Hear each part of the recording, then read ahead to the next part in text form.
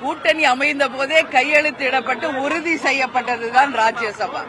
அந்த ராஜ்யசபா தேர்வுக்கான அந்த நாள் வரும் பொழுது தேசிய முற்போக்கு திராவிட கழகத்தின் சார்பாக யார் ராஜ்யசபா உறுப்பினராக டெல்லிக்கு செல்ல இருக்கிறார் என்பதை அந்த நேரத்தில் தலைமை கழகம் உங்களை அழைத்து அதிகாரப்பூர்வமாக நாங்கள் அறிவிப்போம் என்பதை இந்த நேரத்தில் தெரிவித்துக் கொள்கிறேன். தேமுதிகவுக்கு கடந்த கூட்டணி அப்ப ராஜ்யசபா அதெல்லாம் உரிய நேரத்தில், அதாவது இந்த கூட்டணி கீட்டணி இதெல்லாம் விட்டுருங்க. நீங்க தேவையில்லாத கேள்வியெல்லாம் கேட்க வேண்டாம், புரியுதா? அது யார் சொன்னா நாங்க தான் சொன்னோமா? சொல்லுங்க பார்க்கலாம். நாங்க ஏதாவது சொன்னோமா? யாரோ சொல்ற கேள்வி எங்களை கேட்காதீங்க சார். நாங்க ஏதாவது வெளிப்பட்டணுமா? தேர்தல் அறிக்கை வந்ததில்ல, நாடாளுமன்ற தேர்தல் வந்ததில்ல. தேர்தலில் என்ன வெளியிட்டோம்? படிச்சு பாருங்க. அப்படிதான் நடந்துக்கும். செய்திகளை உடனுக்குடன் தெரிந்து கொள்ள உடனே சப்ஸ்கிரைப் பண்ணுங்க.